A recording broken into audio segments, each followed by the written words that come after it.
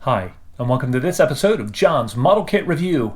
In today's fun model kit comparison video, we'll be looking at the top 4 Griffon engine Spitfire kits in 1/48 scale. Unlike a lot of comparisons, these kits all hail from one manufacturer, and that is Airfix.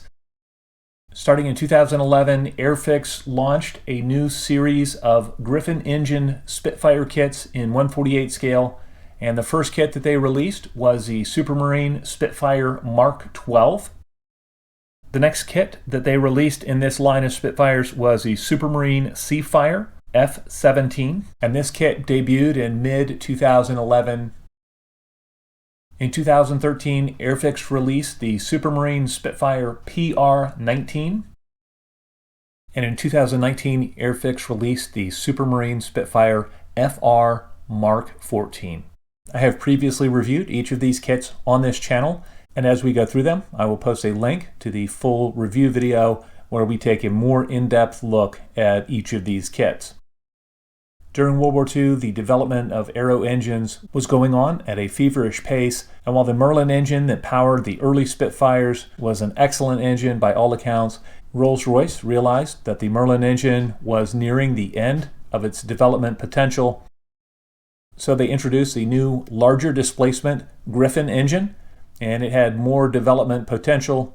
Rolls-Royce worked with Supermarine to incorporate the new engines in their Spitfires, and this allowed the later model Griffon engine Spitfires to be among the fastest piston engine fighter aircraft of World War II. We'll look at these kits in the chronological order of which they were released, starting with the Mk.XII and working our way to the Mk.XIV. The first kit up here is the Supermarine Spitfire Mk.XII. It is Airfix kit number A05117. Modelers were excited when this kit was announced, as the Griffon engine Spitfires had really been poorly served by kit manufacturers in 1/48 scale. High points on this kit include an excellent instruction manual. This kit also has very nice detail on the small parts that make up the interior and the landing gear for the aircraft. This kit has the option of mounting the flaps open or close. I modeled mine in the closed position. The decals on this kit are of excellent quality. They're very comprehensive. The color callouts in the instructions are also excellent. Other nice features with this kit include posable tail surfaces and landing gear that can be posed in the open position or in the closed position. This kit also has the option for weighted tires or non-weighted tires. And the only addition I made to my kit was to add a set of Eduard pre-painted photo etch seatbelts to dress up the cockpit interior. On the downside, as with a lot of Airfix kits, the panel lines on this kit are a bit heavy-handed and a little bit overscale, and it's really the surface detail on this kit that kind of lets it down and detracts from the scale appearance of the aircraft on the shelf.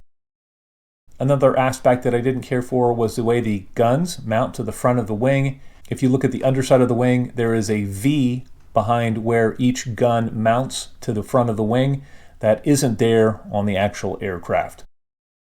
And one final detractor from this kit, the wing trailing edges are quite thick, and I would recommend thinning those down as much as possible during the build phase. The next kit we'll look at is the Supermarine Seafire F.XVII. This is Airfix kit number 06102. To my knowledge, the Seafire F.XVII has not been kitted before in 1/48 scale, and this kit remains the only one of this aircraft in this scale. The box for this kit is almost double the size of the other Spitfire kits from Airfix, and upon opening the box, there are lots and lots of parts, there are lots and lots of options. You can build the wings for this kit folded as they would be when they're stowed on board the carrier. You can also build this kit with the wings extended. This kit includes all the parts you need to model the kit in either configuration. And so you'll have lots and lots of spares left over regardless of which way you decide to build this kit. I chose to build mine with the wings extended and with the flaps extended as well, just to add some shelf presence. Other nice features with this kit include posable tail surfaces and landing gear that can be posed in the open position or in the closed position. This kit also has the option for weighted tires or non-weighted tires. Beside the under fuselage fuel tank, there are also optional rockets that you can build and install. The detail parts for the interior of the kit are excellent, and the only addition I made was to fabricate some seat belts from styrene strip to dress up the interior. As with the other Spitfires in this line, Airfix has done a knockout job on the instructions, on the color callouts, on the decals for this kit. All of those function very well, and I could tell that Airfix really did their homework when it came to researching these areas for these aircraft. On the downside, this kit also suffers from very heavy-handed panel lines. The exterior surface is also a little bit on the pebbly side. As with the other kits here, the wing trailing edges are also a little bit on the thick side. And I've heard that the canopy is not quite the right shape for this aircraft. Of the kits in this comparison, this kit has by far the most parts. It has by far the most options. And so I would recommend this one to more experienced modelers who are used to carefully reading through the instructions as they assemble a kit. The next kit up here is the Supermarine Spitfire PR.XIX. This is Airfix kit number 05119. This is a photo reconnaissance version of the Spitfire, and this particular version relied on its high speed and high altitude to evade enemy fighters. This version of the Spitfire is considered by many to be the most beautiful Spitfire ever produced, and its graceful shape is not interrupted by any guns or protrusions like we see on so many of the other Spitfire aircraft. This kit has the same high level of quality on the decals for the kit and for the instructions of the kit. It also has a high level of detail on the interior of the kit and on the wheels and the landing gear. It has the optional parts that allow you to build the landing gear in the up or down position. It also has weighted and non-weighted tires included. It also has camera bays with 3 different cameras. This is one area of the kit that I found a little bit confusing, in particular the aiming of the cameras that are facing downward. I built them as I thought I should, and then when I closed up the fuselage, the cameras were not pointing in the right directions. So I had to pull the cameras back off and realign them to where they should point.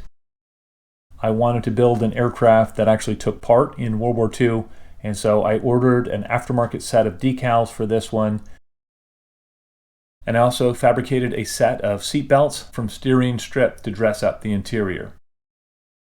One real high point of this kit is that of the Spitfires in Airfix's Griffon Spitfire line, this kit has the finest surface detailing, it has the finest panel lines, and even though they could be a little bit more refined, they are a marked improvement over the Mk.XII and Seafire that we've looked at so far. All of these kits benefit from an overall sanding of the airframe and a polishing of the airframe, since the surface texture on the exterior of the kits is a little bit on the pebbly side.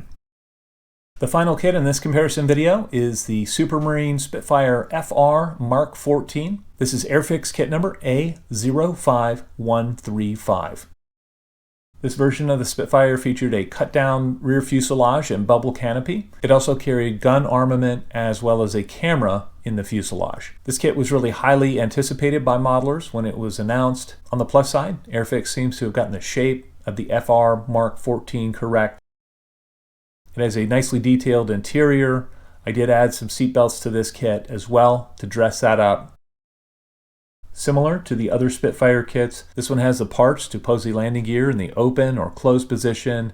It also has excellent instructions, excellent color callouts, and excellent decals. On the downside, the nose of this aircraft in particular gave me more trouble than did the nose on any of the other Griffon engine Spitfires from Airfix. I had fit issues around the valve cover bulges on the front of the kit. I also had some issues with the fit of the nose fuel tank cover. And I had to build tabs on the inside of the opening for the fuel tank cover to get that to sit flush with the rest of the fuselage surface.